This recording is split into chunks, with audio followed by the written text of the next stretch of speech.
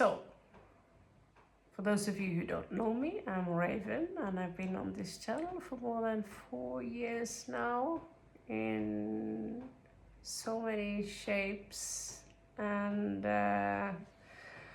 we are doing a lot of different things on this channel. But for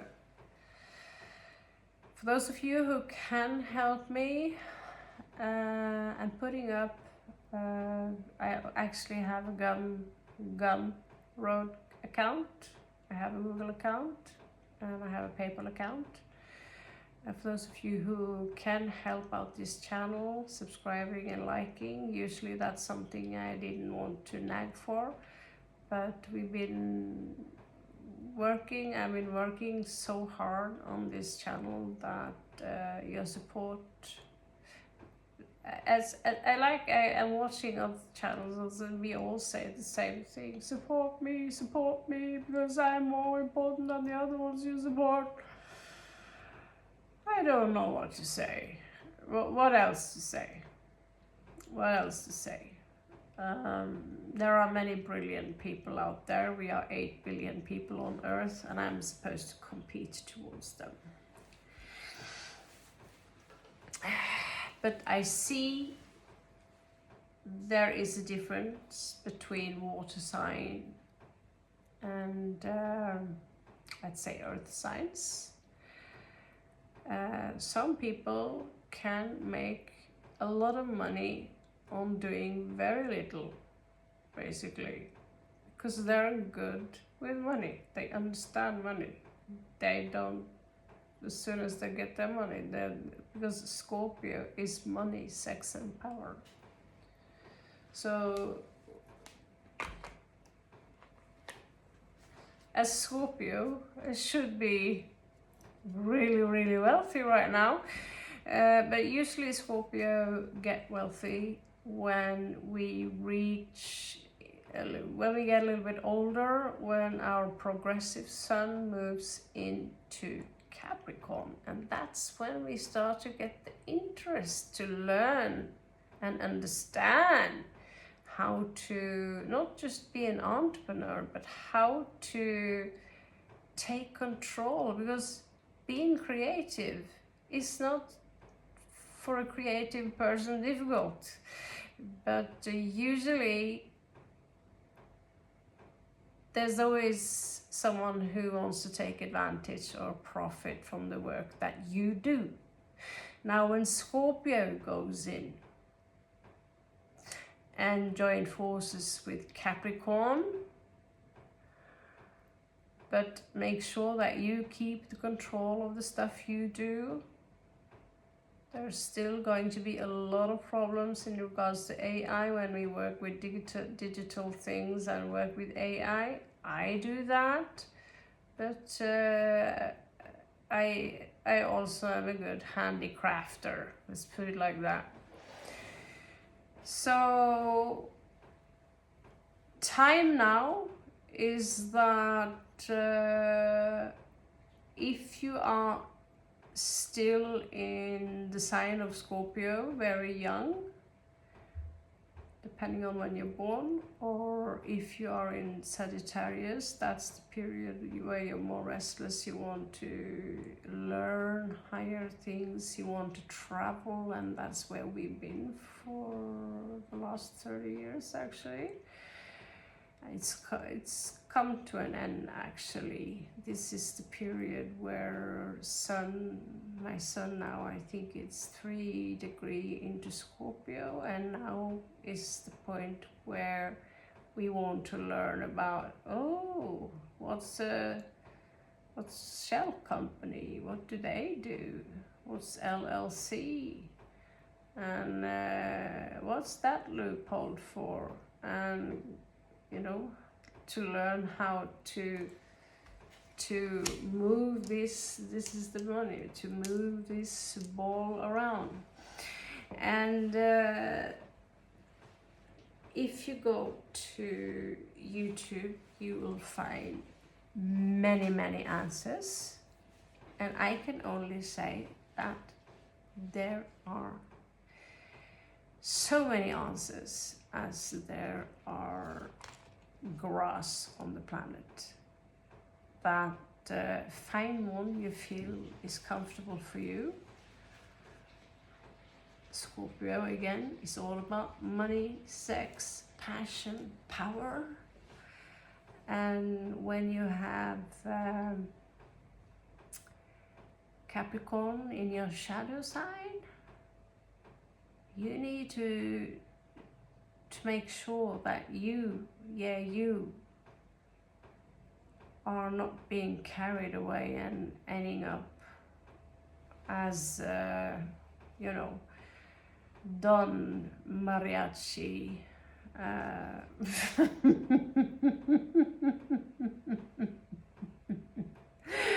on top of the the syndicate of El Lobo. So, but we are not just going to talk about career. We're also going to have a little bit check upon what is going on right now, how it's affecting Scorpio. Namah Shivaya. And for once, I hope we can use the Murder of Crow cards. Okay.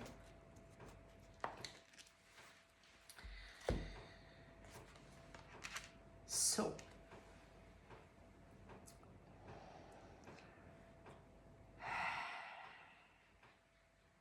let's say if you have a North Node in Scorpio and South Node will then automatically 180-degree land in second house. It's going to look like this.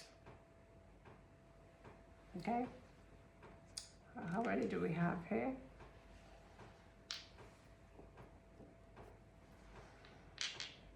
I can keep going.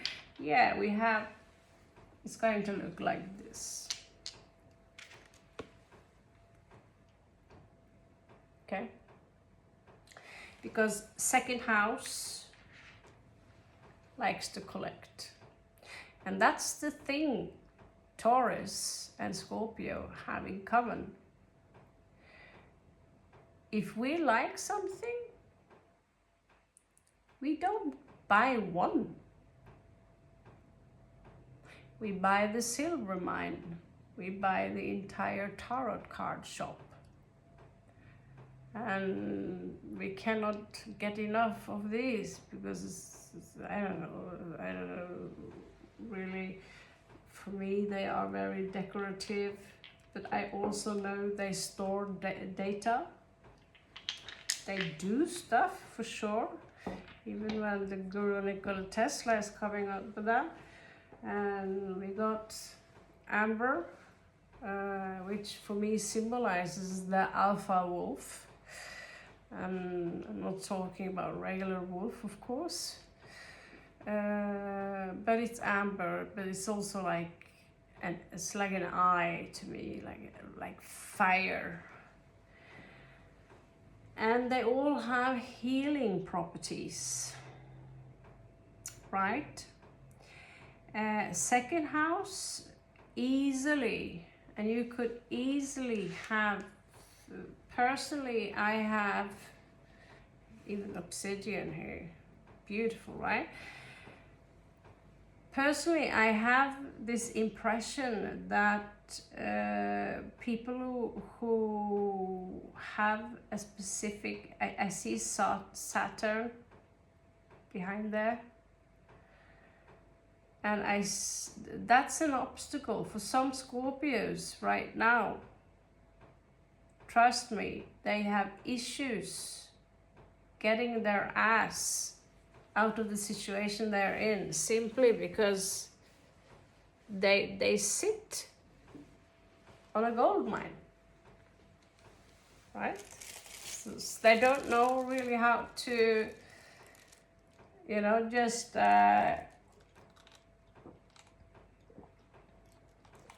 I know one Scorpio who got something that will fill up probably 3 apartments, and this Scorpio have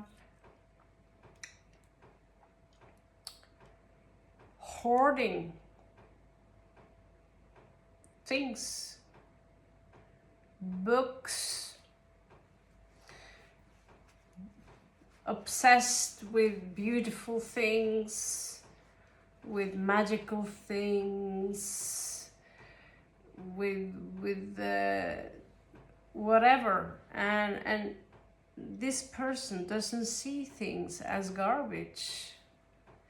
Where other people see trash, this Scorpio see, ooh, ooh. Even when they, you know, even when we are looking at this one, especially if they have a lot of earth in them, which is this one, they all of a sudden have. I know someone who used it as a jumping spider container, whatever, and you can use it for anything. You can make a lamp from it. You can do this. You can that. A really creative mind doesn't see garbage because they know exactly 1 million things they can make from that thing, right? And so they hoard a lot of things, and that can be a problem, Scorpio. Like I said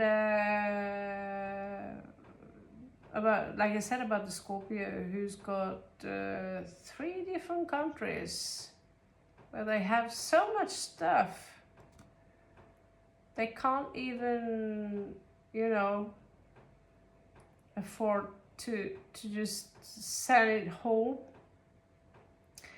And in their own country there is no home, right? And that was something they managed to create for themselves during the Sagittarius stage. I want to have Rasta. I want to travel the world. I want to be a seeder. I want to be a grid worker, not necessarily saying out loud. But second house is also about heritage, what you have the right for.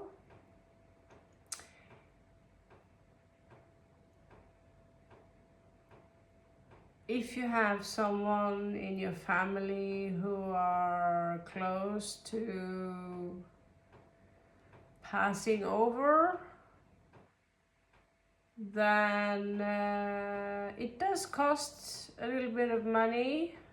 But let's say if you have a Capricorn family, sister, brothers, and these things, they might be there very quick when your person die, and make sure they get more than you do, right? So Norway is secured that it's divided between the children. Second house is also ruled by Venus, so when the collector collects something that has to do with the second house, it's very often also beautiful things or practical things, okay? So second house is also a house of prosperity. This is if you have a happy second house, you have no problem collecting beautiful stuff. But I believe money, yes, but if you sell that stuff, but yes, money in that sense that you have assets, property, these things. Actual money is something that you can find. I'm not sure I would say there is something called the money house, except maybe the career and sixth house. But you have to remember, water is also currency. But Pisces don't know shit about, sorry Piscean, if you are a Piscean, per Piscean, where to put their money.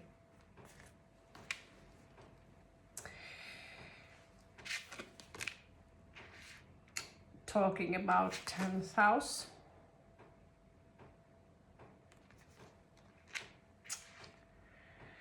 So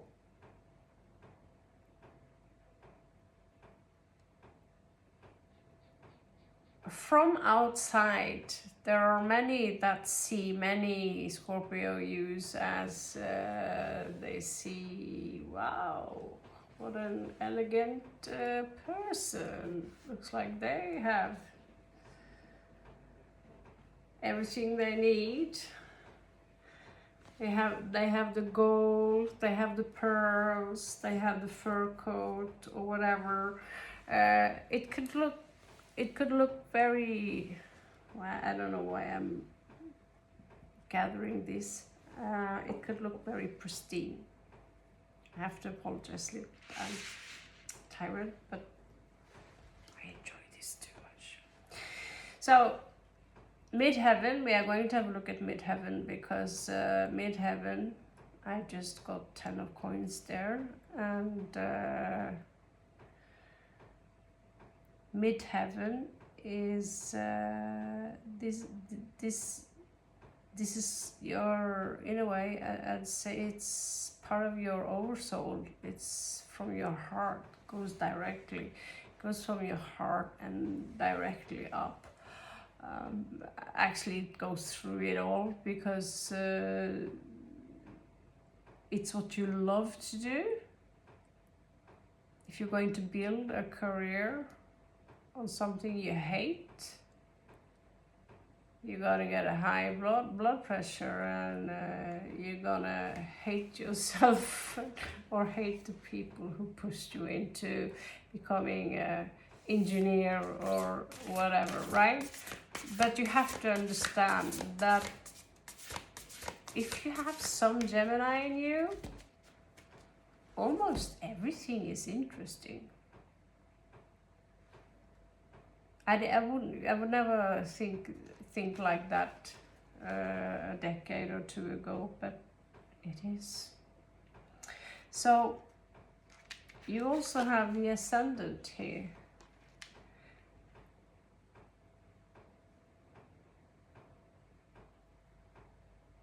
So the ascendant is here affecting your ascendant. How does that work? We will see. We'll put up some other cards. I'm gonna move on. Make it up quick. Okay. So we have the ascendant again. So this is a time where you need to look as an observer who do not identify yourself with the person you think you are, because you're not who you think you are. You're not your name, you're not your job. The observer is the one who's, I don't know if you noticed that there is always someone present with you, part of you, that can be quite critical or warn you, or is very neutral in regards to, it doesn't judge you. That's your ego. So, fourth house, this is usually very karmic, and the observer is up here. Okay, this the eye. And we see traces from Egypt here, and we see that there was an embodiment here. It could have been a soul contract.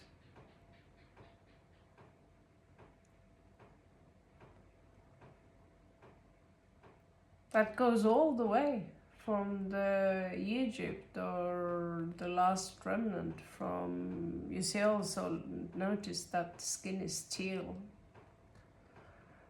And he's holding Saturn here, and Saturn is flesh. Saturn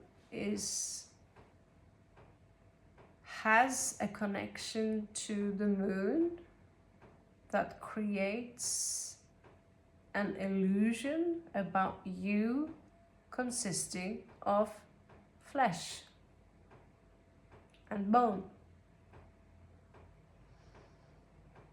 and that things are dense. And so you can keep the knowledge, because this is something that this is your programming. And if you don't know how to swap Linux with, I don't like, what's it called? Microsoft. I don't like Microsoft anymore. I rather want Linux, And also to understand the computer, and the more you understand the computer, the more you can handle it when things go west. And the same is for this. Because you have all the knowledge. You have all the knowledge because you are a bio-organic mechanism. Can I say that? You're bio-organic, and your mind it's just a programming. I'm not even sure our thoughts are our own. Right? And fourth house is the roots. They might go into a past life. And so we go into one family. Maybe we choose one family we already know.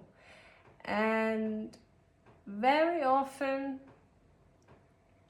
the one that is being most rebellious, the black sheep, is the one that chooses another path, which is outside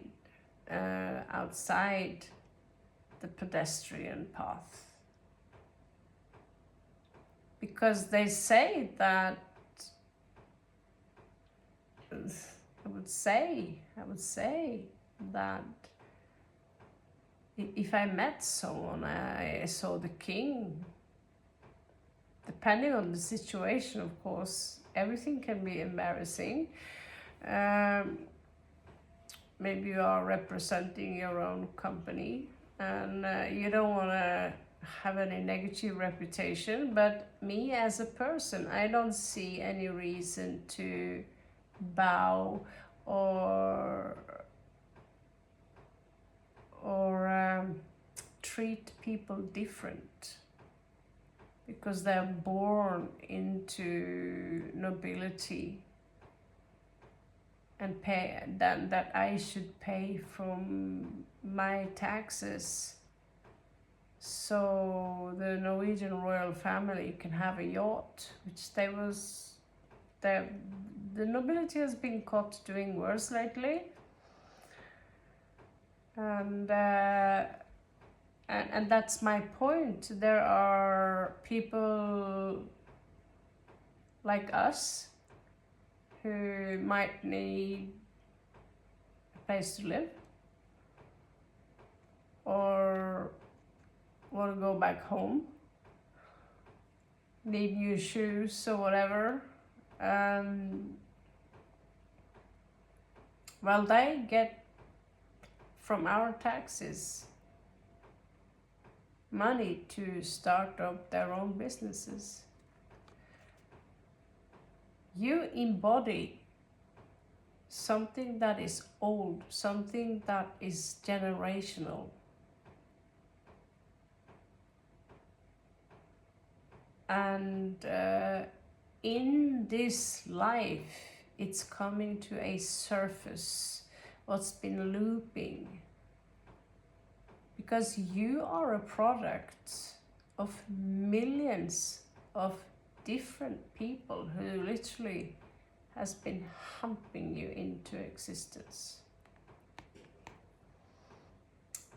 I told myself I shouldn't say it like that, but Lady Babylon said it and I thought that was funny. That was really funny. So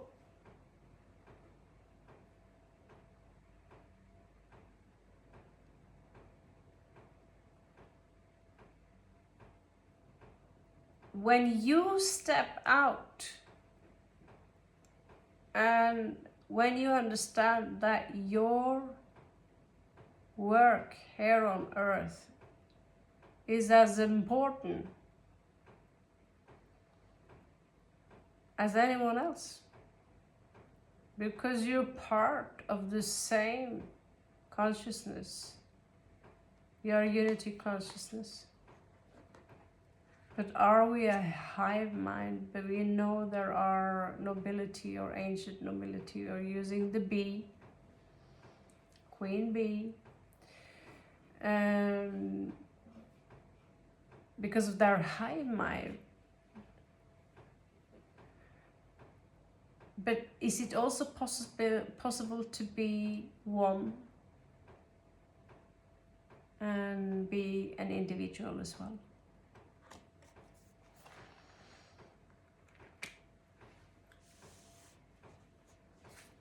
So you have embodied absolutely all the things that you've been given tasks from your ancestors. You have been given tasks from your star family, if you believe in these things. And you have been asked to transform these energies and understand that we are talking about batteries here. Because people don't understand the power of our own electromagnetic field, which we waste on feeding someone else instead of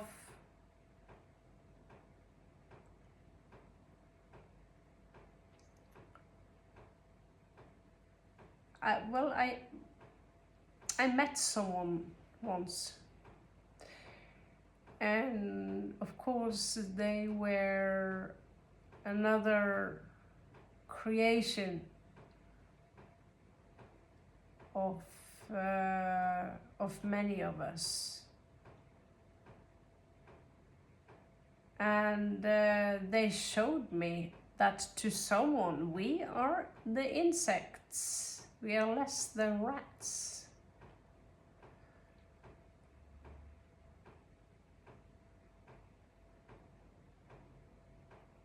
But they also showed me my heart, that like Don Luis Miguel says, that As long as your intentions are to be better, to expand, and to do what you feel is the best, people don't have to agree with you.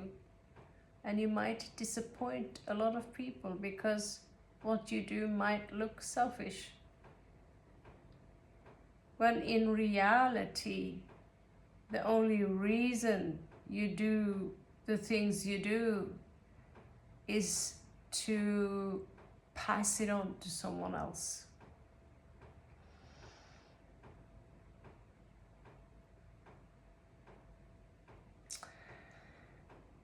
So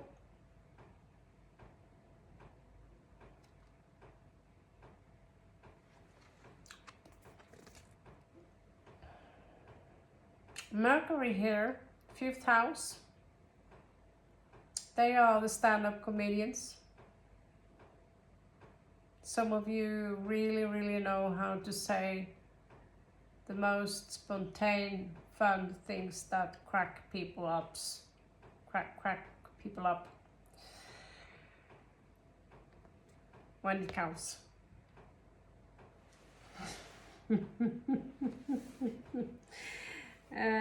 Some of you have a lot of knowledge to share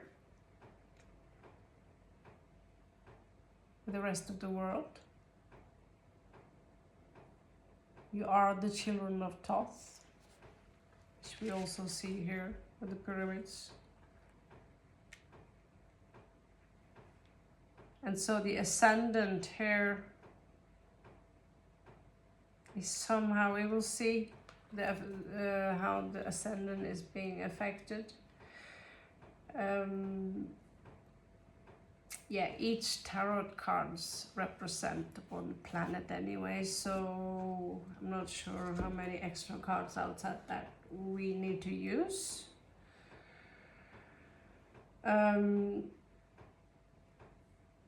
This is about communication, and this is about having fun while you communicate. This is about laughing. If you are in a really depressed mood or think that things are not really going anywhere, first of all, make a list of every time something made you laugh. I'm not talking about hee, I'm talking about rolling around on the floor, laughing out loud, kind of laugh, right? Write the things and think a little bit back on how it made you laugh and how it still makes you laugh. Then I want you to write down every day the things that you are grateful for. And trust me, when you're sick, your health is going to be the one thing you're most grateful for. Because we all felt pain that are insane. But then we forget it. I always admired people who get more than one child.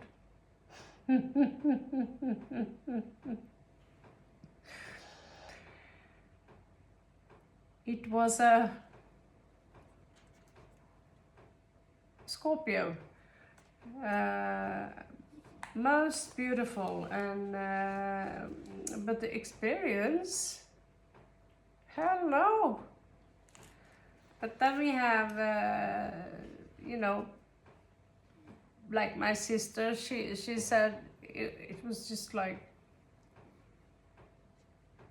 plop, and then they were there. She got twins. So she's an Amazon, she's a giant, she's a titan.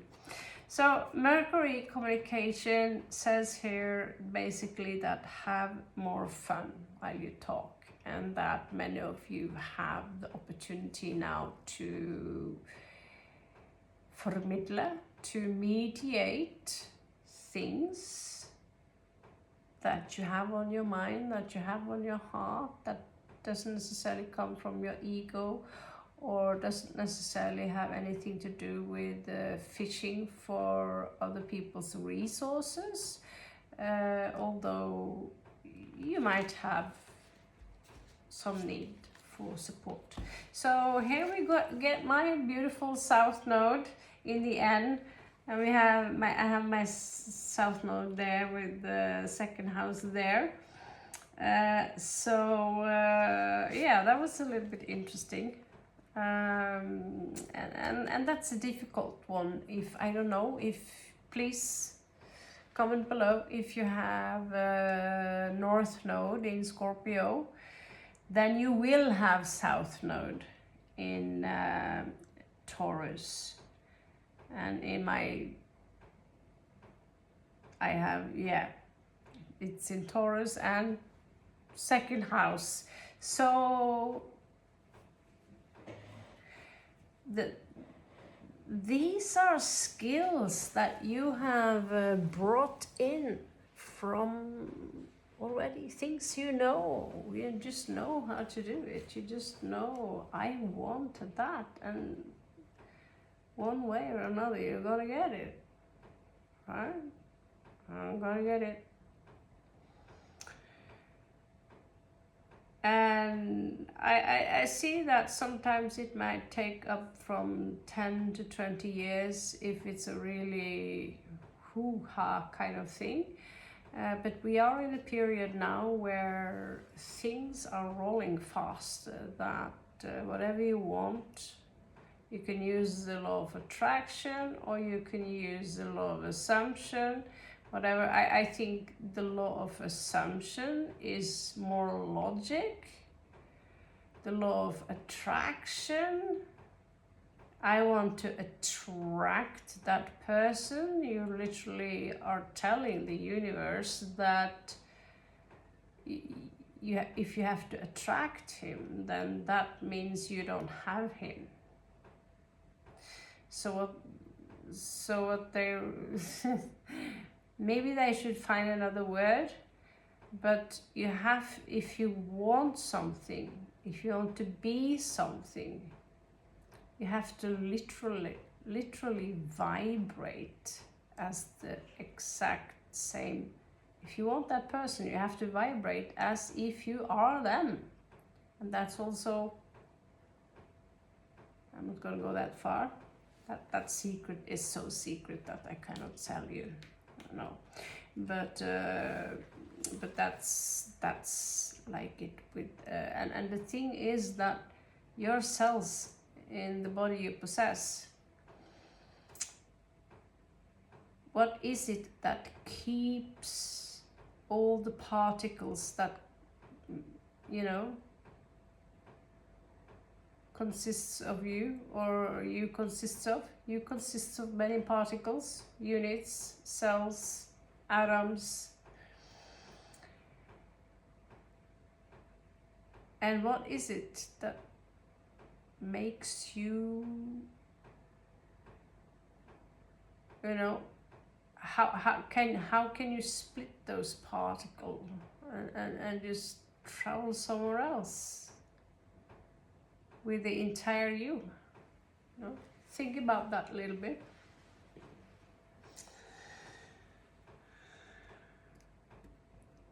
So I'm not throwing out there just, oh, that's something I came up with right now. This is actually real, you could call it space travel, but we don't really travel anywhere because there's only one time, one place, that's right here, right now.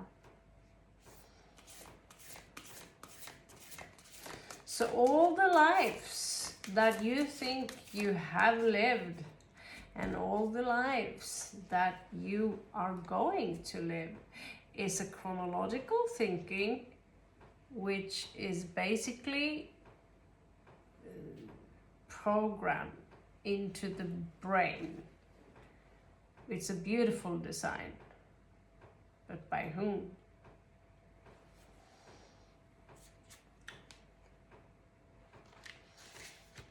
And you are 7th house, passion. So some of you might emit a lot of passion at the moment. Is someone coming in? I cannot tell. But your 7th house is glowing at the moment, and make sure that is glowing on a high frequency, because you don't want to attract more rats into your life than you already have, because we know all of us have had some rats in our life.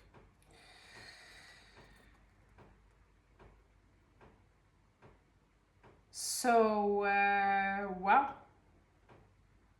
this is interesting. 8th house Scorpio, you have Jupiter.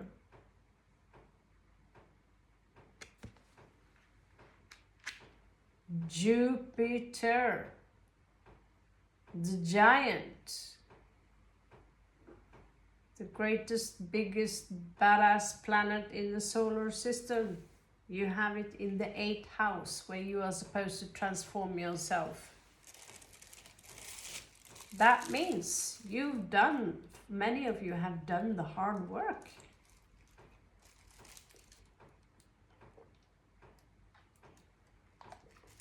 You already done the shit. The most shitty of the shitty parts are over for many of you. And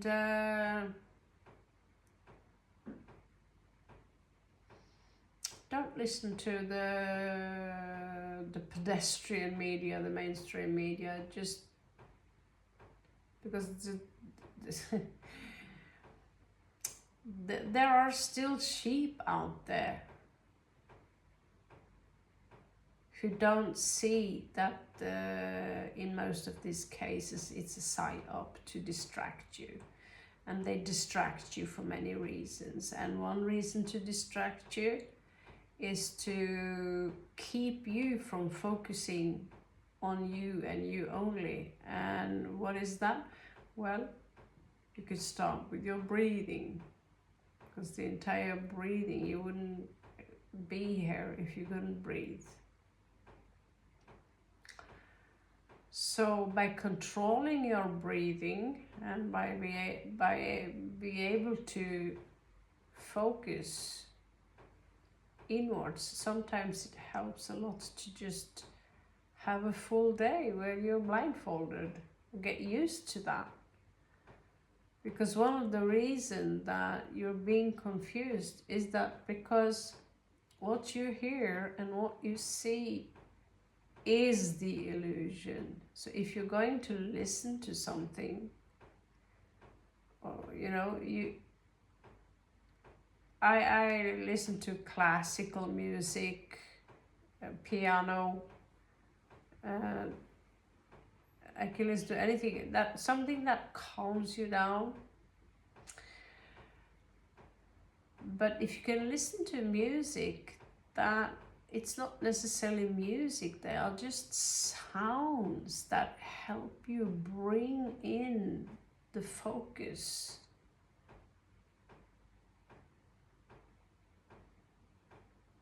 To take away, because what you see around you is a mirror that's you pushed out. Everything you see around you is you pushed out.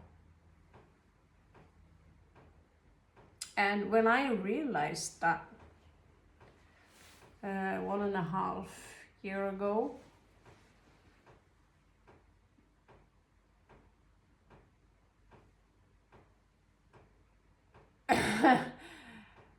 I had to sit down, and now I'm very aware of that. Most of the situation anyways that I find myself in, I create them, and I have only myself to blame, including the people who come into my life is something I attract. I attracted a lot of bullies as a child. Turns out, still do it. Some people don't grow up. So they want to solve the problem by pointing fingers and scream at you and even spit. And these are people who ain't worth your time. And if there's someone you love in your life, if you really, really love them, but they chose to be with the loud one, the one that have the most things to prove, and have their disciples because they are so convincing.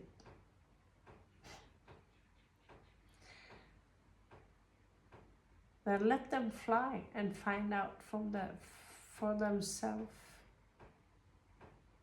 right? Because they say that blood is thicker than water.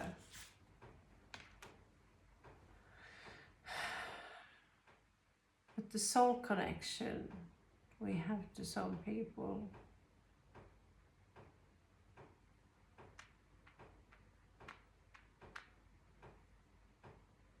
perhaps that could be something more. I wouldn't say. So you get Sagittarius in 9th house, which is Sagittarius, and you have Jupiter on the side here. That says it's time for some of you to explore. So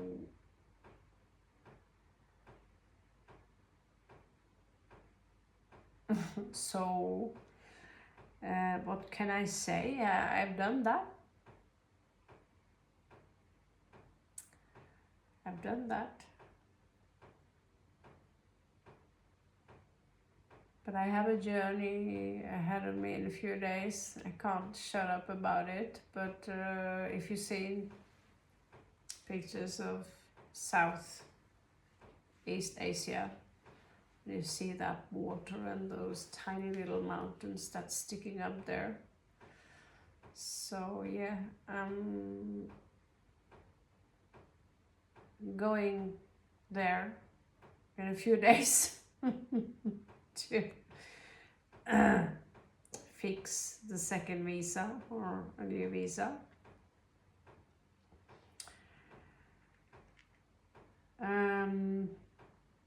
And hopefully I can get my ass be coming out as Scorpio, but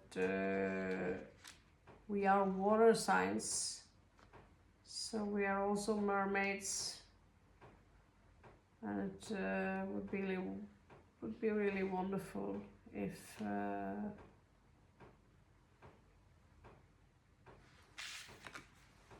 could take a chance on this one. So let's see how that goes to explore 9th house.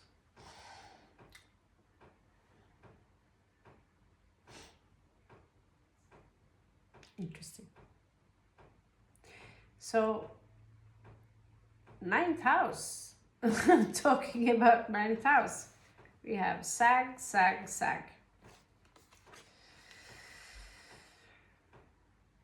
So what does it say here? Discovery, yeah. So that there's something for some of you, and I already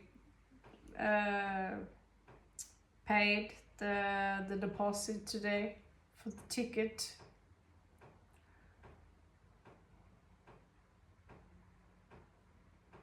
So it's a little funny, and like you, Scorpio, probably it's exceptionally fitting, this one.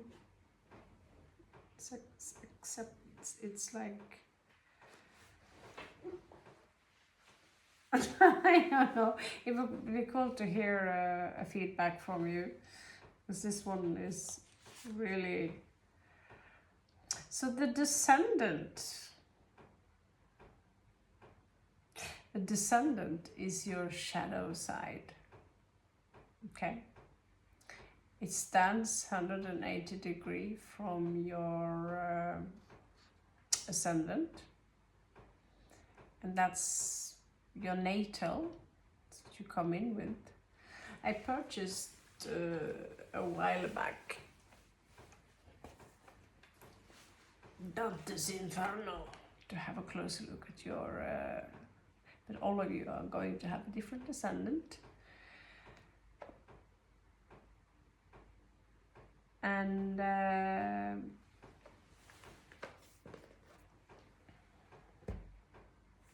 have to admit, Dante's Inferno, the entire concept is... I'm not as tough as I used to be on certain things when it comes to take that trip.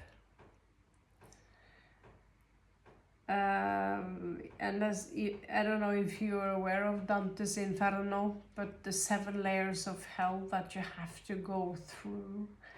It's a philosophy, of course. Hopefully it's just fiction, but in order to get to heaven, and we see that after we've been exploring pain, people are depressed. Why are you depressed? I don't know, I have nothing to do and have no money and yada yada, the same story. Then you get sick. And after a week you finally feel, all of a sudden you feel amazing again.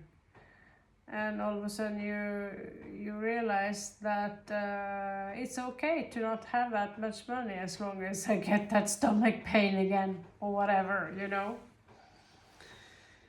So the Descendant is your dark side. And the dark side, I don't know, is it any point to go through it?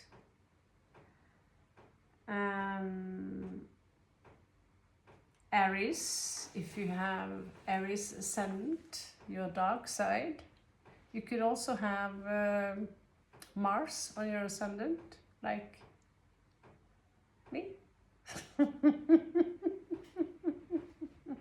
You can come out as a little cross, a little sharp tongue, and oh, oops, that was rude.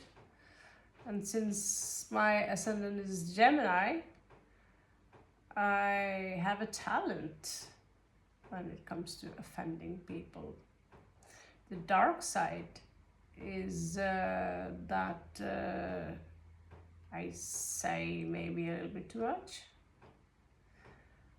But the Libra in me is so strong and is begging Gemini, don't say that. Please don't, for the sake of peace. So the Libra is in me is stronger than the Descendant, which is Sagittarius in my case. Okay,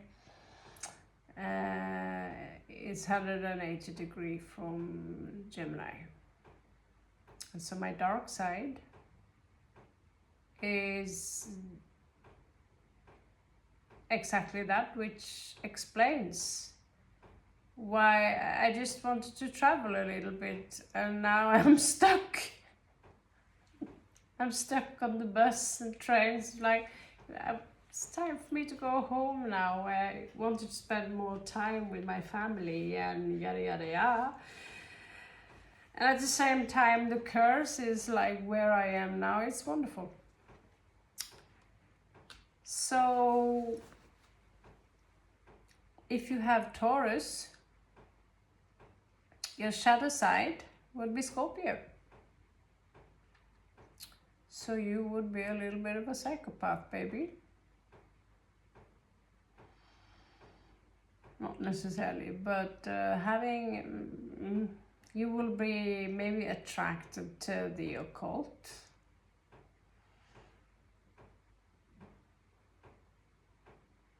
To mysterious men, to men with supernatural powers, which you might not say out loud, because it say that Taurus should have a Cancer. And they are kind of mysterious. They're ruled by the moon. So if you have Cancer ascendant, you would have Capricorn as your shadow side, and they want money, and they want power, and they want the boss, and their color is black, and they want control. They're the mob boss. And Scorpio and Capricorn go very well together. Very well. More than I want to admit. When they are in a released form, there is, I realized the most sexy man on the planet ever lived is a Capricorn. Sagittarius, Scorpio, Capricorn mix. Thick black hair.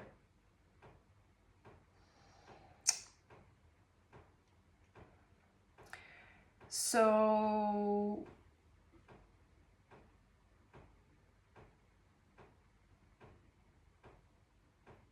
they have authority, right?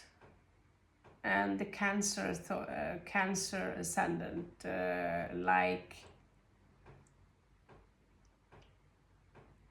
authority, and they are themselves cardinals, just like Capricorns are cardinals. So if we move into where are we now? Leo. If you have a Leo ascendant Scorpio, your attraction point is going to be Aquarius. Okay, your shadow side is going to be Aquarius. So you come out as very shiny. This is not obviously my natural, it's not obviously natural hair color. But it gives me, I have progressive Leo, so it gives me a certain Leo aspect to look at. But if I have progressive Leo ascendant, so this is why we humans are complicated, because there are so many layers to us. That means that my progressive ascendant, shadow side is Aquarius, and they are noisy. They could be engineers. They could be the reason I've taken also, as I'm progressive, into Capricorn. No, that's not right. That's not why. They are ruled by Saturn, and so. But if you have Leo ascendant, you want someone who are unique. Their shadow side, they can become quite freaky, like crazy. They are spaced out. They are the space aliens of the humankind, which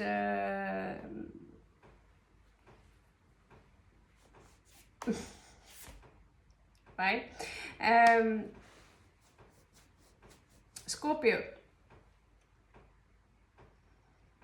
If you have Sagittarius as ascendant, then you have Gemini as your dark side.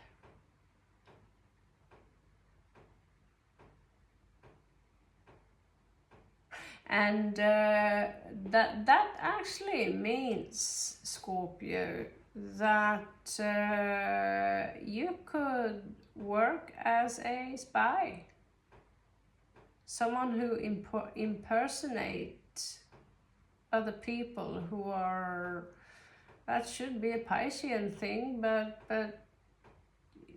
you have this dark side here, is intelligent, and Scorpio is already a walking surveillance apparatus.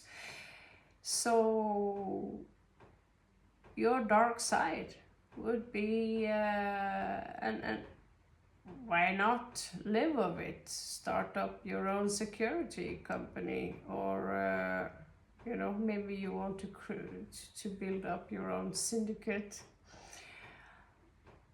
So that's your Scorpio. If you have Sagittarius ascendant, your dark side is Gemini. And Gemini, so you would attract maybe someone with a lot of knowledge, and you might use this knowledge for your own benefit, or if you, because it's our shadow, but it's also the sexual point of attraction, if you see my point there.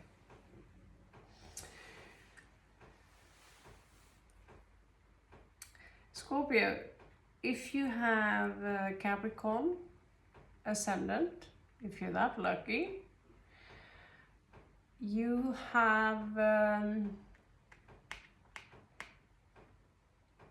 Cancer as a shadow side, and they are very alert. So I'm not going to throw any flowers on them right now, but the allure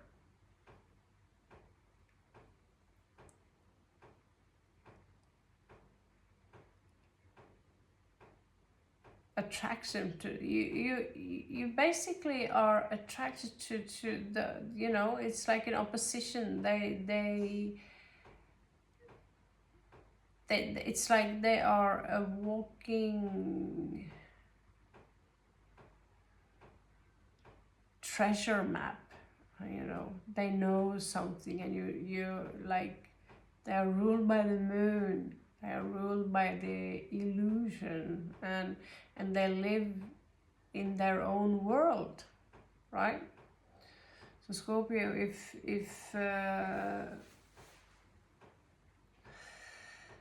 you have a Capricorn ascendant, first of all, lucky you. But also Scorpios, we didn't go through that. Scorpios with Scorpio, I mean, have you ever seen Capricorns with Scorpio ascendant or that mix? Hallelujah. So Scorpio, if you have Libra ascendant, you're going to be attracted to Aries, or that's going to be an attraction point. So Libra is all about peace and love and that kind of stuff. Not necessarily in a hippie way, that's more Pisces, ENGFP.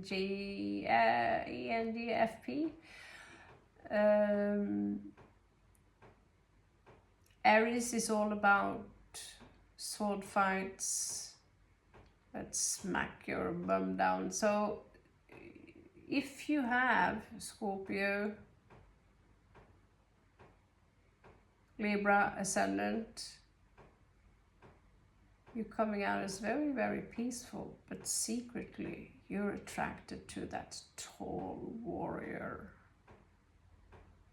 who show no mercy. And that's also your dark side. That's your shadow side. So I'm literally helping you guys now, just pointing out. And you can read more about it. You can Google it after, and check out.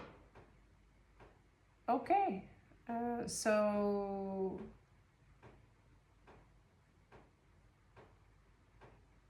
yeah. Scorpio, where are we now? Scorpio. Yes, yeah, Scorpio. So my daughter, she's a Scorpio. And with Libra moon, Scorpio with Scorpio ascendant will have Taurus attraction point. That's their shadow side. Stubbornness. Fascinating part I see with my daughter. She doesn't want stuff.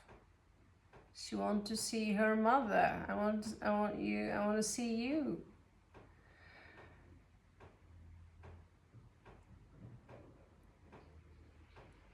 But her shadow side, I see that if she wants something, she's very happy with money. Money, money, money, money, money. And let's face it, Taurus is Earth. Taurus is the Empress. And so there is some kind of wealth there. But yeah, stubborn. I'm not sure I'd say that Libra moon is very, very visible. She's very sensitive, but you have to also remember that she's being highly manipulated by two of the Scorpios with Capricorn moon. So that's something to think about. They want to control, and what they say is the truth. And they have a spiritual intelligence of a monkey, right? When you have the audacity to physically attack people, verbally attack people, and then afterwards you actually have the talent to you know, so this is the reason I'm staying away from Scorpio.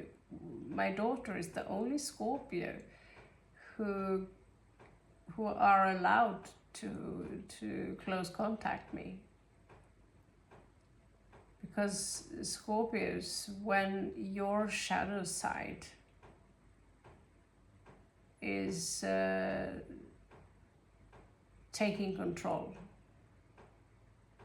you become fucking horrible to be around. And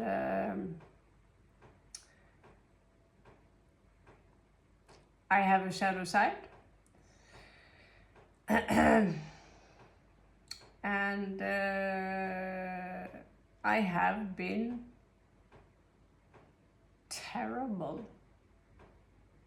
And I still probably am terrible on certain areas. And that's why Scorpio cannot have power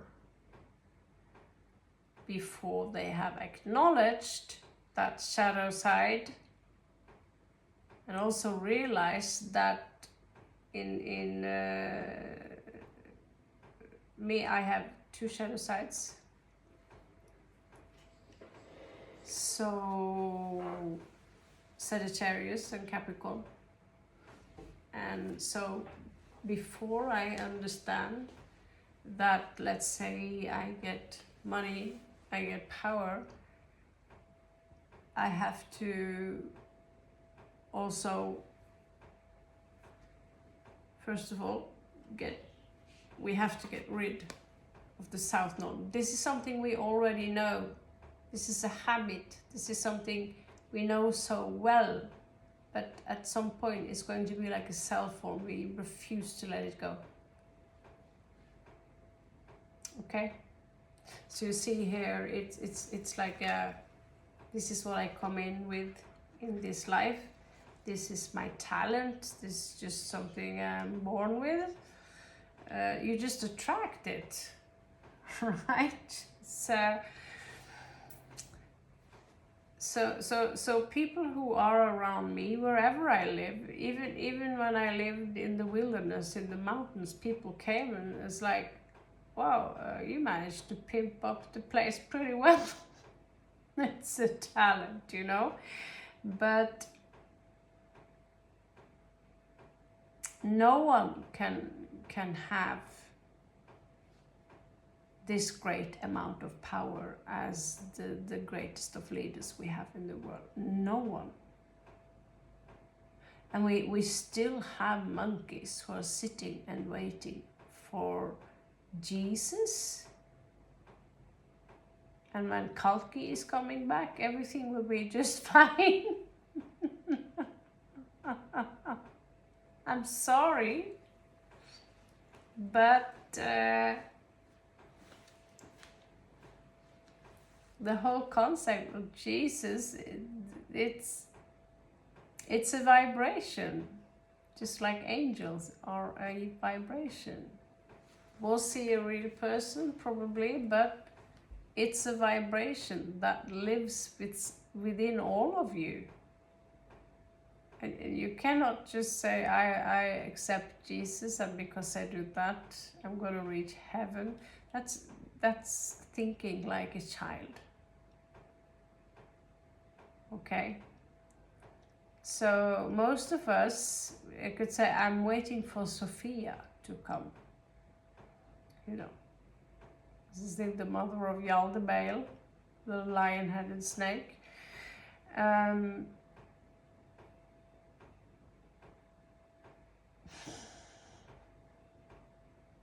The greatest of archons. Sophia meaning wisdom, yeah. But she too, all the divine feminine, women, you have to get your shit together. Take a good look up at who's ruling the world. Do you see many women sitting in these circles? There are a bunch of guys sitting there in a black suit, white or blue, whatever they have. But that uniform alone gives them power. And then with age, now I have insight, you know, glasses on, and a deep baritone voice. It's all very psychological. And when we see what the elite truly are, when we peel those layers of the onion, we see that someone here have shadow sides that are on the loose. And they can be pretty bestial.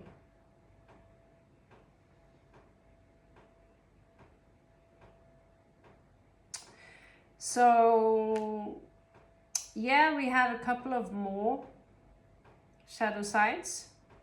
One, we went through Sagittarius and Scorpio. So Aquarius, have we been through Sagittarius? Sagittarius have, yeah. Aquarius for Scorpio as a ascendant, I know one. And you know, he took an interest in technology, these things. So his shadow side was Leo,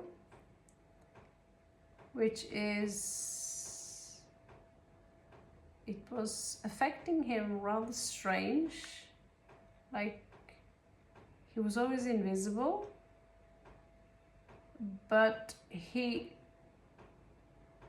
seriously, when I learned to know him and when I saw him in the beginning, he seriously looked like a space alien, like an elf.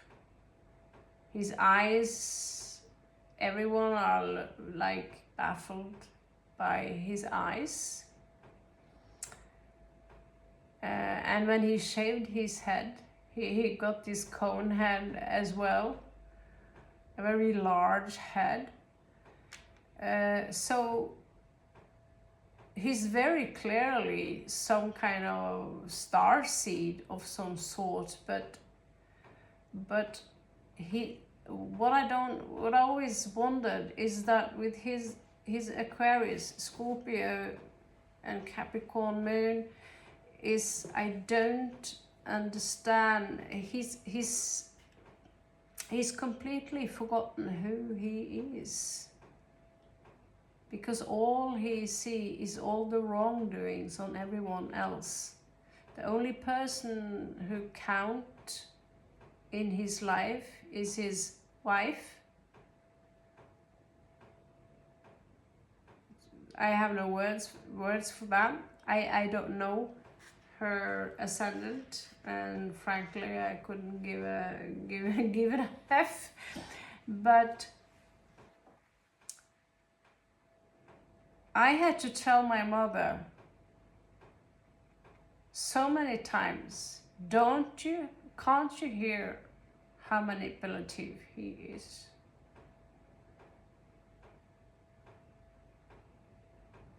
Right?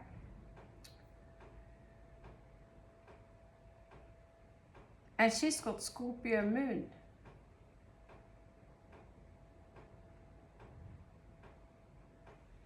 And so he managed to create a blame field. He together with this woman, they created a blame field where one person was responsible for everything terrible happened, terrible happenings, right? So his shadow side is Leo. When Aquarius pop-ups, you're going to get very blue, intense eyes if you're Caucasian or you have those genes. And very often light curly hair, which he actually had. And the Leo dark side is that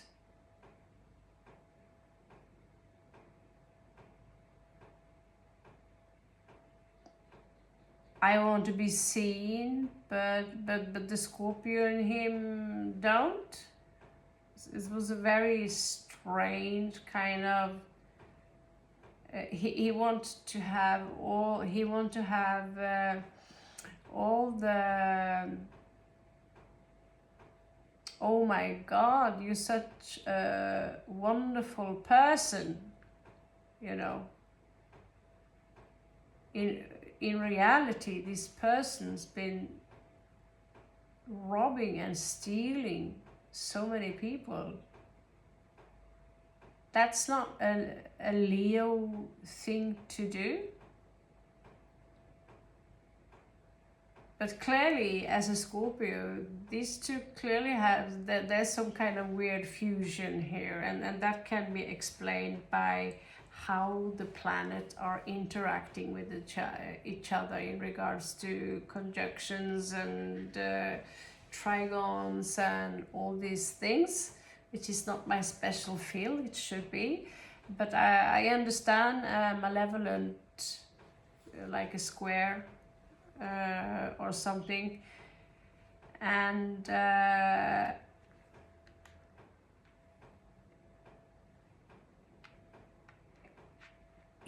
let's just say that he was and he still would steal, lie, manipulate. And if you see this, I know that you will deny it. And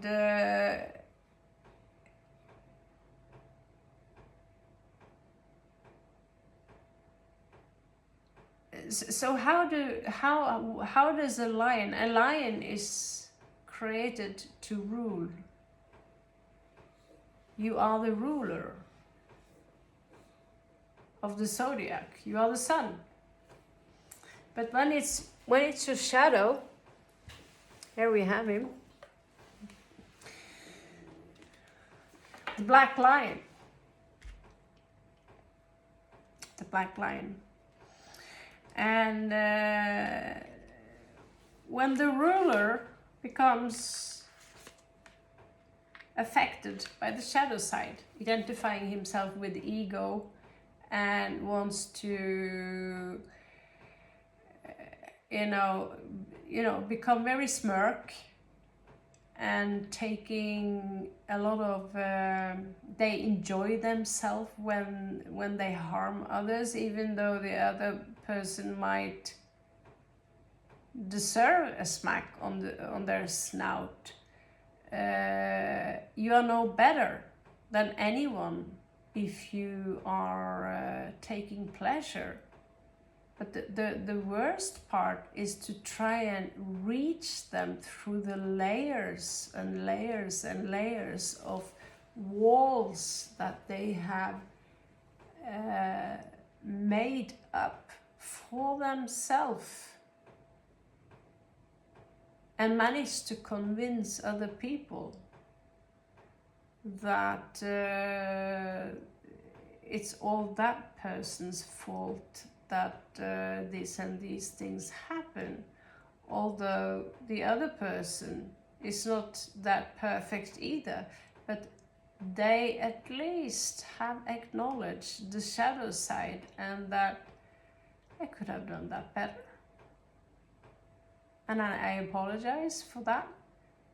And that in fact, these people that many have been poking out because they like to be the black sheep, actually have so many layers of empathy and feelings and complex positions, and are here to do their own job, but it's never being acknowledged. In fact, they can do one thing and it's being reversed into something very negative. You can come on their door with an apple cake, and that's an offense. So this person, I know about one with I don't think I know at least one Scorpio with Aquarius as ascendant, and they are watching my show, they are laughing, and they are creating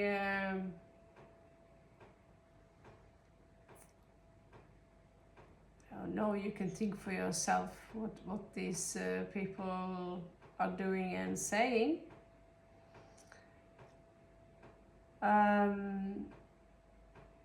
But they have zero regret, And so I know this, the black lion, it's fascinating me because it's supposed to have attraction. And this person, when he was young, he had a very strong attraction, but his personality was so weird. But the attraction was overriding that weirdness, that awkward weirdness, right? So this is King of Swords in reverse, when the spine is, when they are spineless. And the last one is Scorpio Pisces. So it's not so different from Scorpio with the moon in Pisces, for example, but they just having that in itself is a disaster at times, because if they are dark, then Virgo is going to come through, and it's going to subconsciously criticize them. Okay? So they will be very self-critical, and they will make a mess. because that's what they do. Because while ascendant is very, very, very, you know, Irish, but sorting out things.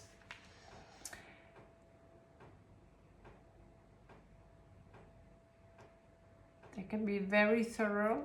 Pisces is the direct opposite.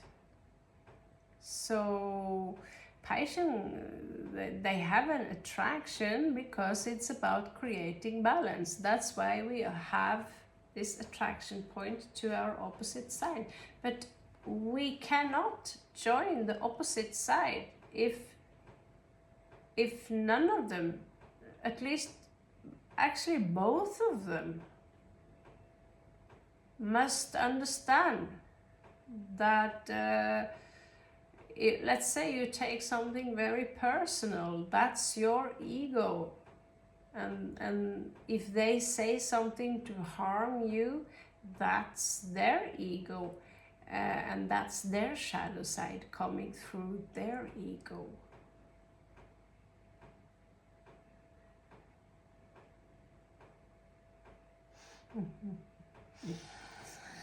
Okay, so yeah.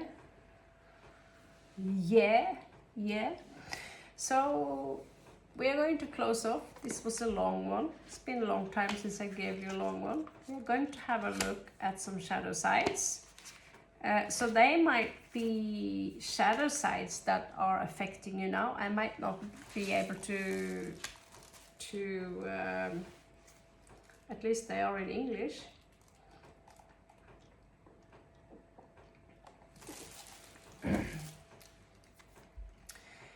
At least they might be I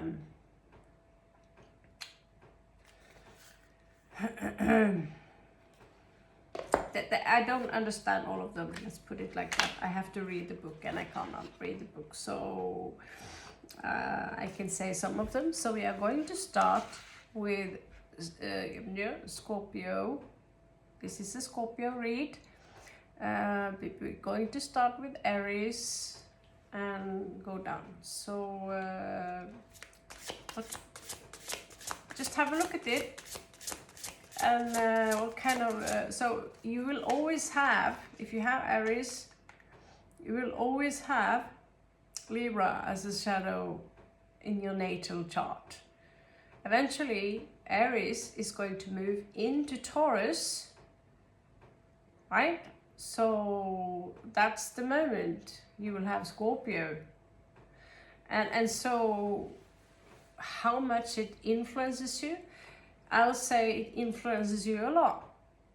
I went from being completely isolated. I was afraid of saying, I wanted to be invisible. I didn't want anyone to see me. And so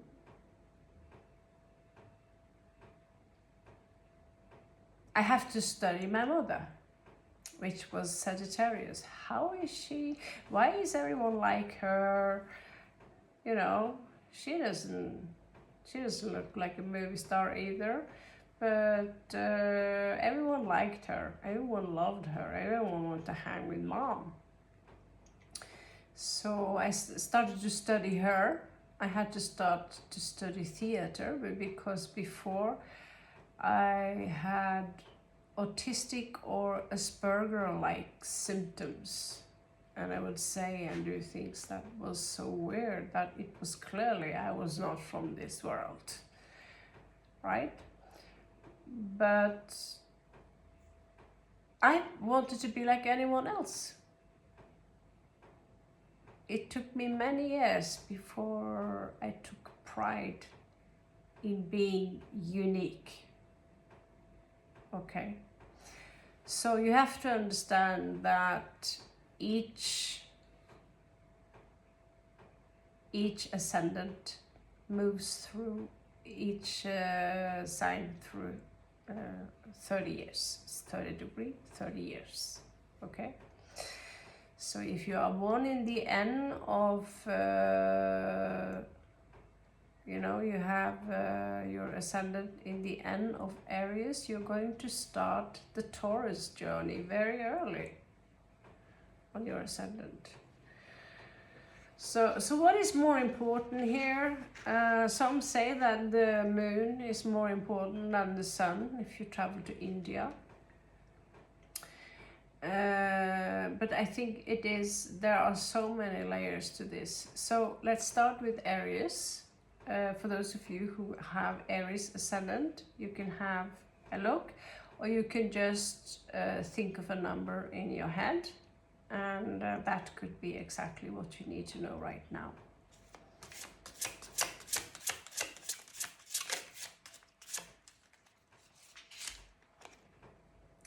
So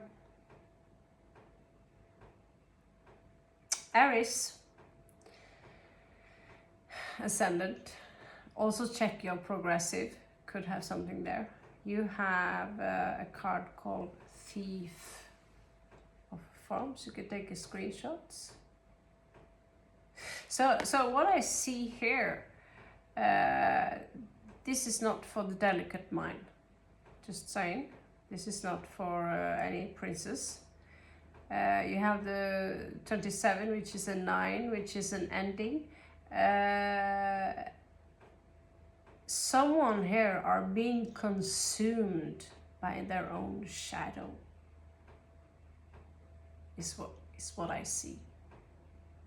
Okay.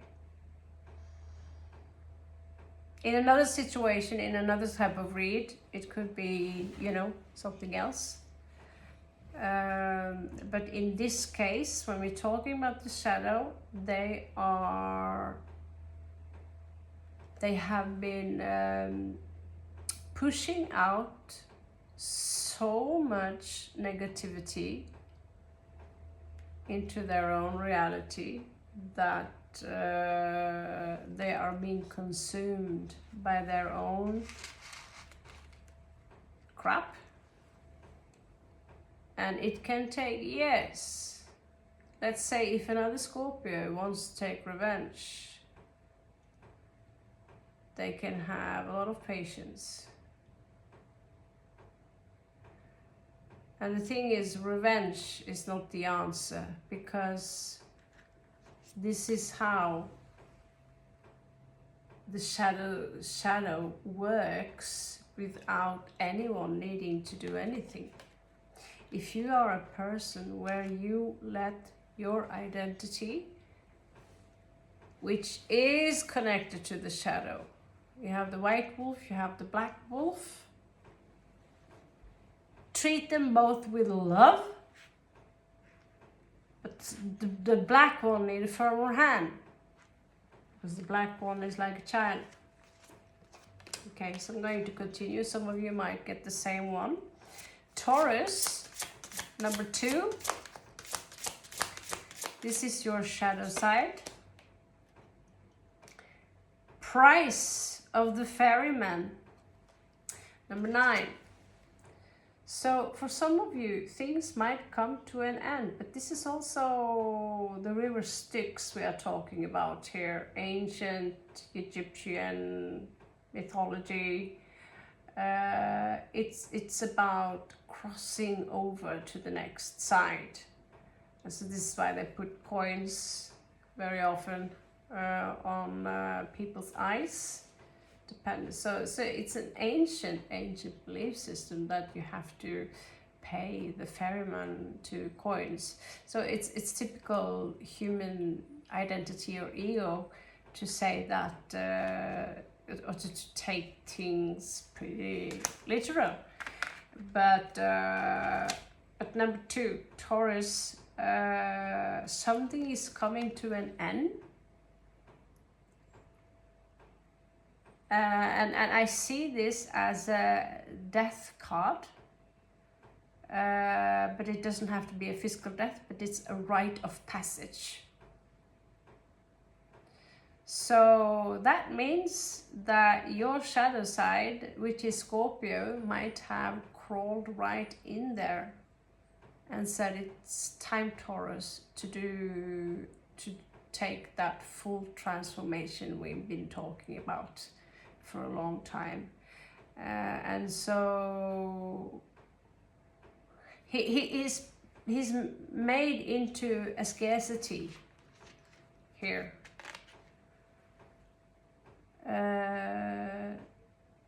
You might be afraid to cross over. Some of you might be super afraid because earth signs might be, you might come out as I accept death, we disappear, we become nothing, but consciousness is eternal. You always exist and you will always exist.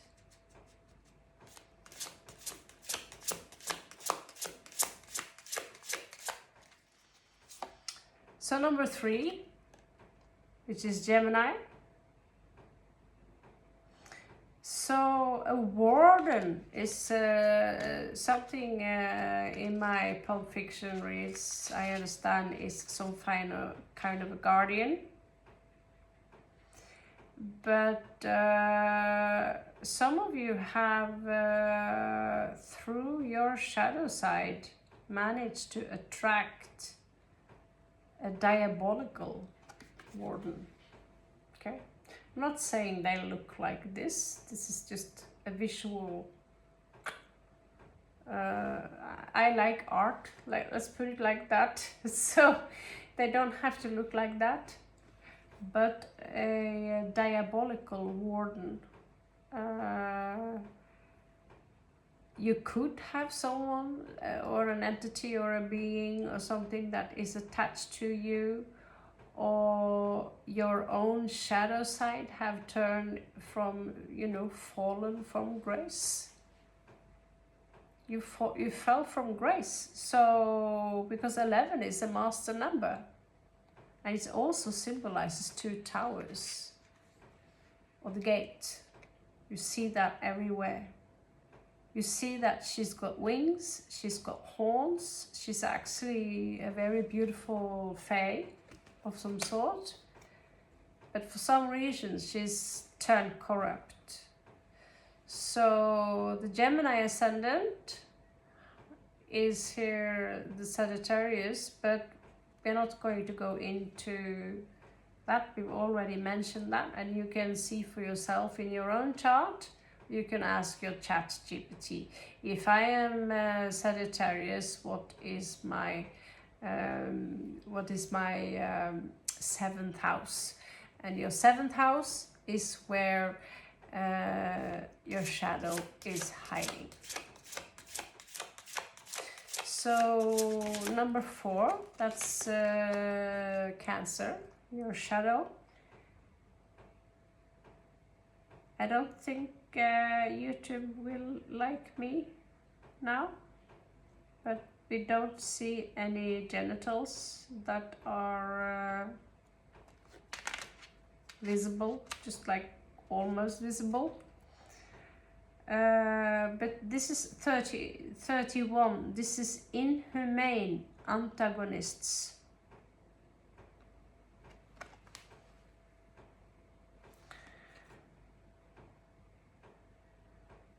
Because the thing is, Scorpio, all the negativity that you carry, the more attention you give it, as in fear, and fear again creates judgmental attitude, wants to label everything. The more you're gonna feed the shadow side, and eventually you're gonna attack yourself. Okay, number 5.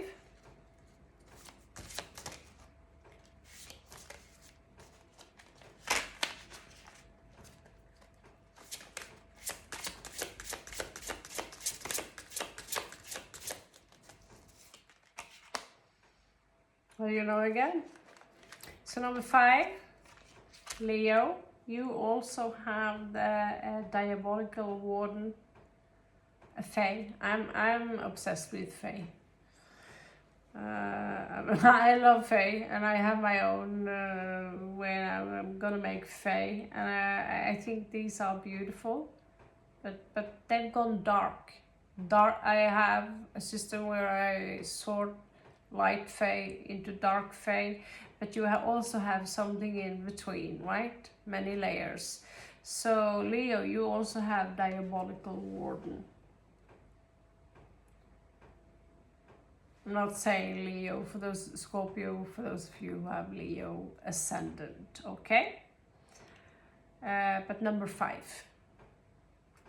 So Warden again, being maybe so overprotective or so having so many walls up in front of yourself that you see everything around you, all people as enemies, everything around you is going to attack you.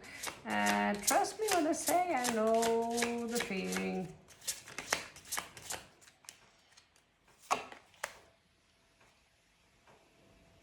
Wow. Virgo. You have something fun. Virgo with Piscean shadow side. I actually do know a few Virgos. And when they get energy from Pisceans, then they become, that mix it with Virgo, they become very critical. Because when I spoke to someone in my family, they are always in pain, they always suffer. That's something I noticed. Not everyone. Some are superheroes. So it depends how they develop. Either they are superheroes and they take over your surroundings because they're going to help you, so they kind of overrule you because they know better, right? But some, this one is wonderful. It's the threshold of adventure. So if you are a Virgo, I'm jealous. I'm jealous.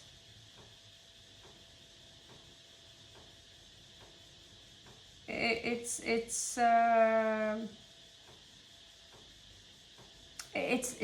not even a shadow there, but you have a shadow. But it's like you are a cleaner. You are someone who likes to clean. So if you have managed to understand your own shadow and clean up the mess, but the shadow is always, as long as you have an ego, and you can choose to listen to other people and just accept what they tell you what you are. Your name, your identity, where you live, what's your work. I have difficulty filling out schedules or even and answer people in regards to my name, because today I'm Octavia, you know. Last day I was Artemisia, because that's my mood, that's what I feel, you know, that's the vibe I have. And you have so many layers of consciousness, and that's why, you know, so some of you are always Linda or Karen or Jane or John or Jack, right? And I will always carry Raven with me as something precious. But I was also a ballerina. I also have a swan as one of my spirit animals. So this is a very clean shadow Virgo. This is number 6.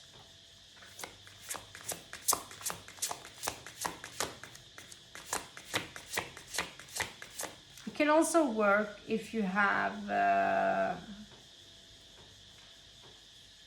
Virgo as a sun sign. You just want to watch because you have Scorpio ascendant or Scorpio moon.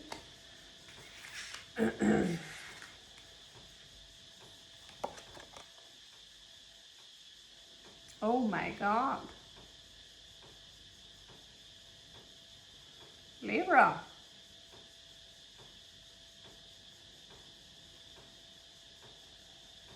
We have many Libras now who are cleaning up, emissary of heaven.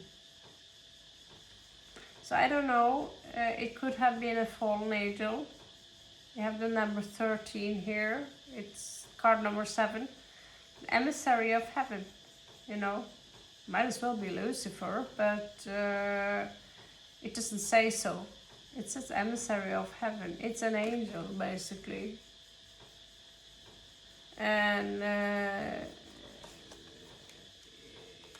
where I used to work, because I'm allowed to work in my own country, used to work with aura mediation. I forgot the point. But so some of these images are really disturbing.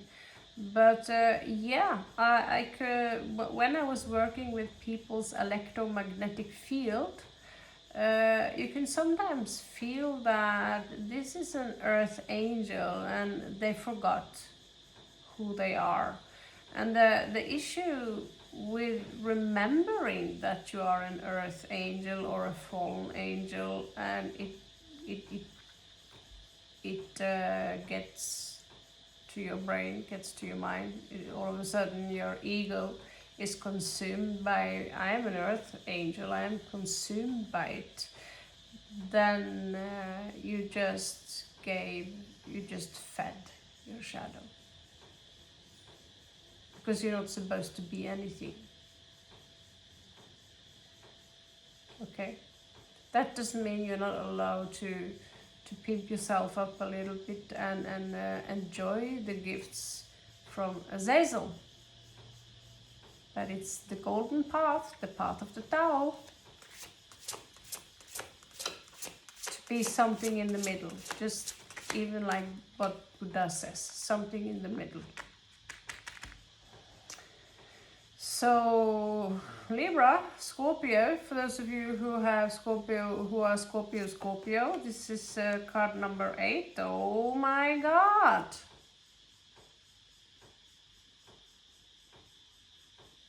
$29, unforgiven friar. In Norwegian, friar is someone who are proposing. But here you are in a process where you are suffering, where you have to face your own sins, so to speak. It's you know, the only way you can do that is an atonement, to meditate on it without making it into something.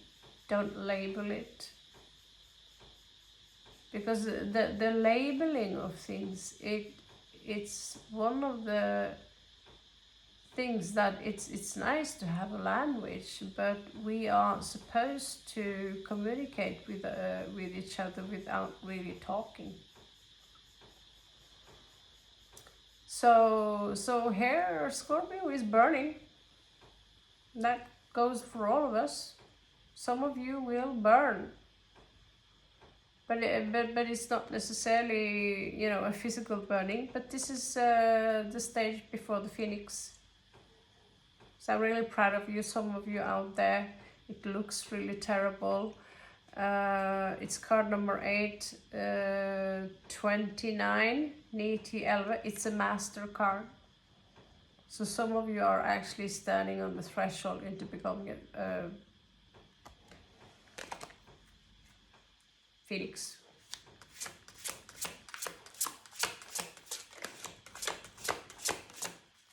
Sagittarius ascendant, number 9. Oh, 18. So things are also coming to an end for you. Here we also have a little bit fire. It says Scorpio says hello here. And unbending giant. So this could have something to do with stubbornness. I refuse to bend, you know. Most, I think 99% will crack under torture, but this one ain't bending. And why won't he bend?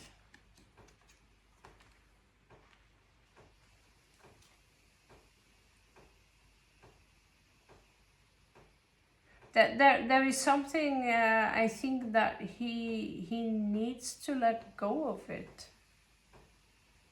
He needs to let go of something here. And something you also need to understand before you really reach the real threshold. And when is that? For all I care, you die. And I know that some of you, let's say you've been in a car accident. There are many parts of you that will go different places. One part of you will just go in another door and wake up at the hospital, while another version of you will be gone for the people around you, right? And that is the worst thing you can do to those who love you. But for, you know, people who are in pain, and they are in pain and they have to live with their pain alone, even if they are considered as psychopaths, they are psychopaths because there is a pain vein that goes all the way back, even before this life maybe, right? And so we think we are entitled to say that they deserve it.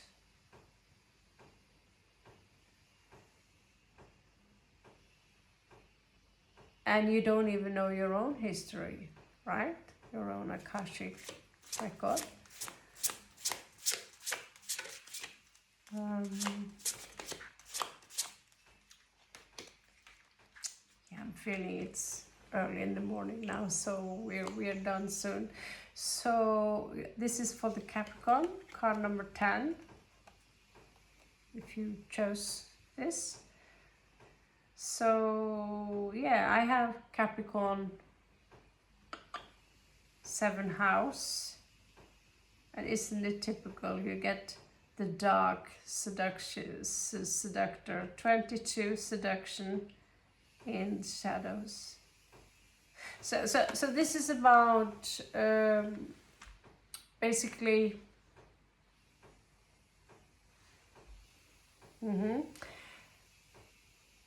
it could be infidelity. Go behind someone's back, your partner, or be seduced. This is also a very known phenomena, to be attracted to the bad boys / girls, to those people who are toxic to us, because they represent to us something that makes the mundane a little bit more colorful or intense, because we've been drugged. We are constant drugged so much by the food given to us. We can't even have a receipt anymore. You go and you get a receipt for the food you buy. And now, apparently, I don't know if it's fake news or not, but it seemed pretty real enough that ink on that receipt, even that is so poisonous that you shouldn't touch it. So your body is built like a spacesuit with kidneys, with everything to filter out all the poison and all the crap that's been put out here in the air.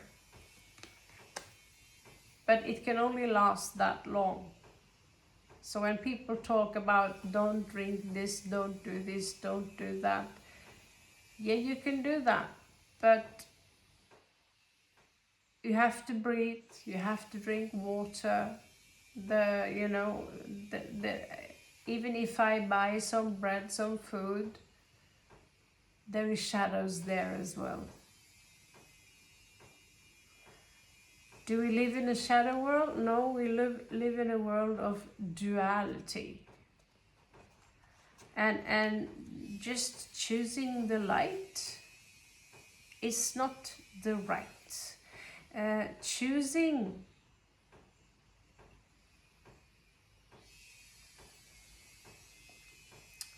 constructiveness or choosing the light in regards to deeds, but also embracing that the black wolf in you is the one that is tortured. It snarls at you.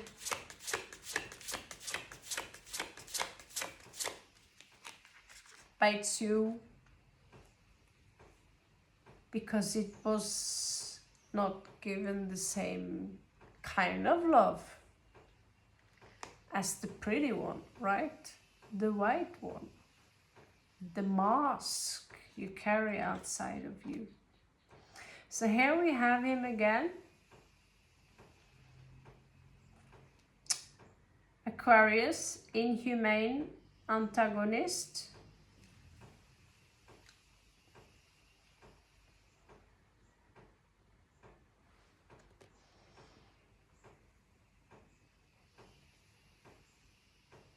It's like watching a movie from one of those 28 days later or something. You just end up so full of rage. You just attack whatever you can attack, you know. And the feeling you sit with later, that's the worst part of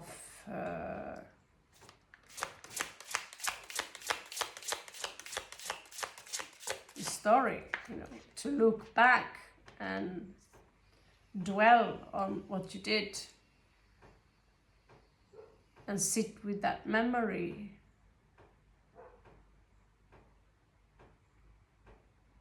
That's the worst part, you know. And that's why you need to take control over your shadow. So there are different kinds of shadow work. I don't know so much about how the other people work with their shadow, but I'm Scorpio in 4 places, so I know what I need to know. So Pisces, do we have any salmons here? We have rivers of blood, 19. So here I also get up the Ouroboros, the snake biting its tail. Rivers of blood. As a Scorpio, I find it quite fascinating, actually. I was always a huge fan of horror novels when I was a kid. Maybe a little bit still, but thing is that if you focus too much on the darkness like that, you might bring it into you. So take a look at your shadow. And in this case, Pisces is rivers of blood.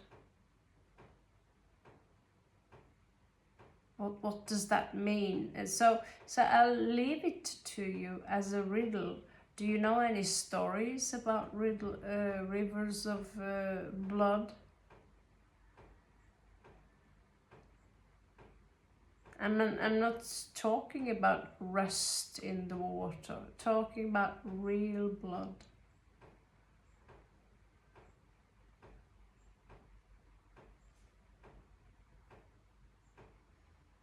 Is there some, I'll put a last on Pisces, because it can be really difficult to understand what your shadow side, what?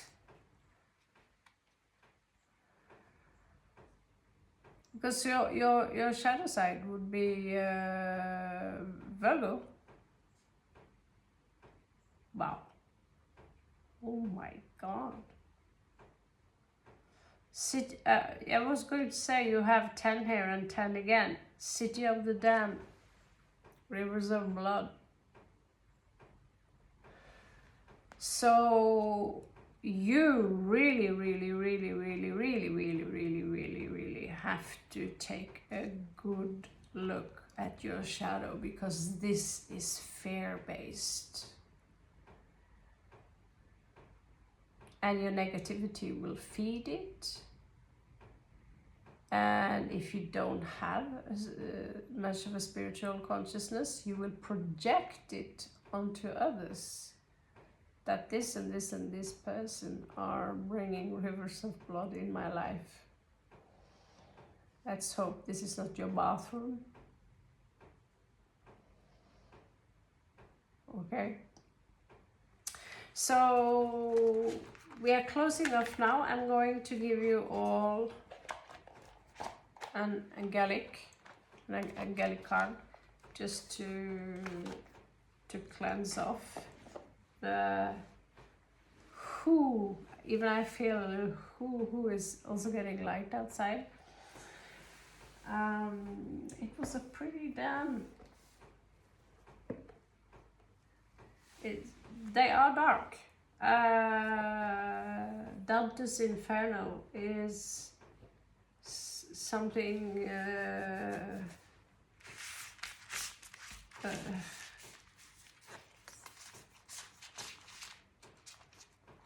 at some point I had to give up in my life this kind of focus.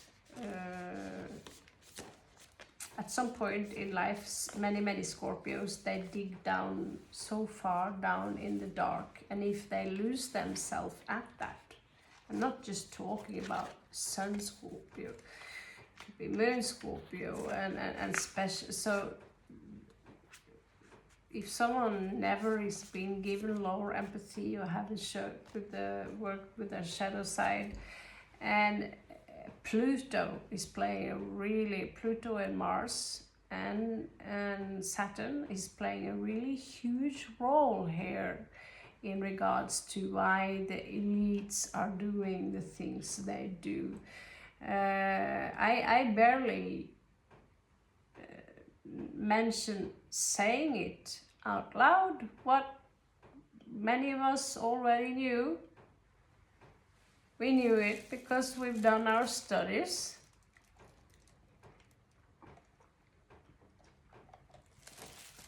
And now it's barely being acknowledged. It is being acknowledged, but we are being bombarded with red flags everywhere. That let me just tell you one thing. Don't be afraid. It's a scarcity. It's the N of the elite. L meaning Saturn, Baal, Lord, the Lord of the Rings. And why do people walk around and thinking, they stopped worshipping him because they became so civilized? Look at the society today. And if you pay really notice, you see that not only is even Norway is a separate tyranny. Not, I won't say tyranny, but I'd say dictatorship. Because you cannot say and do what you want. You cannot live freely. So slowly, they say novus ordo seclorum, ordo ad cao. And yeah, they are right. And humanity is going to go, all of you who are me, and me being you, all of you, are going to go in different directions in regards to your choices. I realized I cannot overthink it, because if you think that you need to be a super powerful yogi who only eats lentils and drink water and can bend yourself in all directions, then we're all fucked.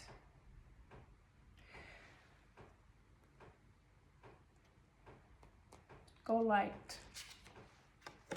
Okay, so you have 7 heavenly virtues, keys to the goddess. So maybe that is something you can study, because we do have 7 deadly sins. But the thing is, like in 7 deadly sins, you should not desire someone else's wife. That's a feeling which can be really difficult to control if that other wife is maybe a soulmate, you know? So who invented them and why?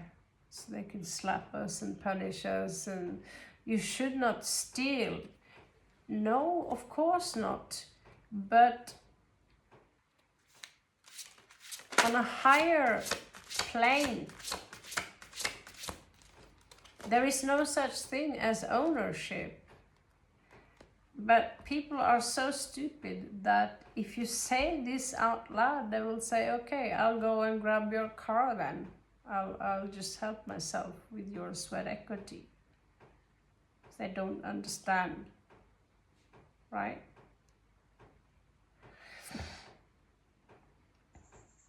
You shall not kill, Sister Christian, and you know, you kill all the time. The way you treat the animal that you kill, it's like they are products. They don't have a soul, right? So the thing is that the only thing you can do is to do your best to become better. And it's okay to have days where you're just awful. Sensuality. Express your sensuality. First thing that hit me is I've thought so many times now to just paint. It was like, I don't have time, I need to do this. There's this voice, I don't know if you felt it in your head. I don't know if it's a 5G thing or if it's a programming, because I don't have time to sit down and draw, because I have to do this, and I'm really hurry about this. So sitting down, just paint a rose, it's going to be a nightmare. The rose is going to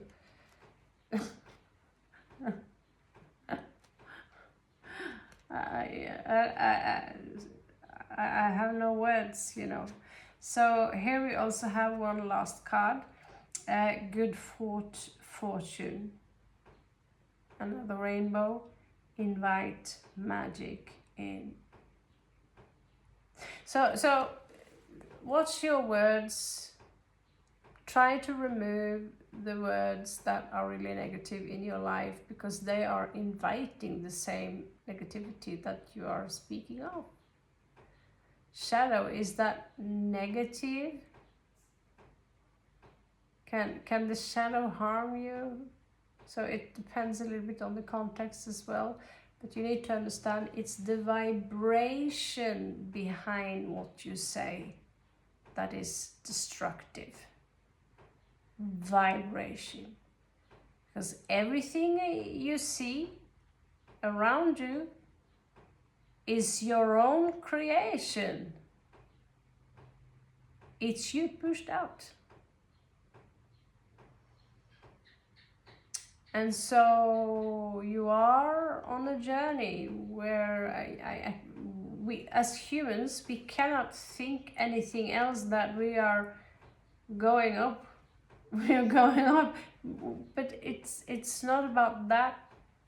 What we actually is happening here is that we are more like an onion, and that we are peeling off layer by layer by layer. It doesn't sound so fun, because we've been told that An, which means heaven, from Anu in the Mesopotamian text, father of Ea, which is the original name on earth, and then father of Enlil, which apparently is the bad guy in this story. So all names that starts with An mean heaven. So we see also in Hestal, and we see also know that there are things going on in heaven, and that's where the gods are, right? But people forget. They don't know, they don't understand. But I can tell it to you that you are God, having a human experience. You are the entire universe, and you're seeing the universe in reversed, in a way that the only way to ascend actually is to implode the energy into the heart chakra. Interesting, I carry this green dragonfly.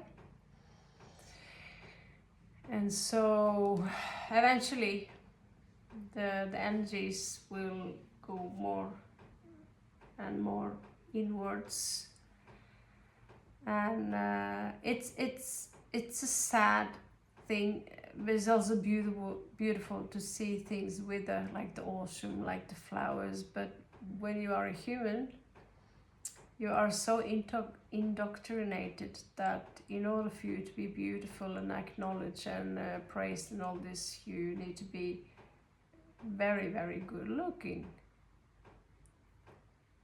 And so we develop many diseases because of that. Even the most beautiful of beautiful women or men that you see can suffer from body dysmorphia, because they think that if I'm not beautiful, I won't be loved. So they spend all their time and resources and money, so much money that could feed people all over the planet,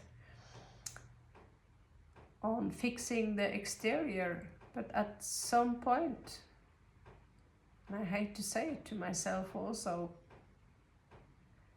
that at some point I'm gonna sag. I'm gonna be an old peel, and that's the way. The good news is that time moves fast, so that the time you have here on earth, if you're 25 now, I will tell you one thing, that for me, being 25, that's not very long time ago.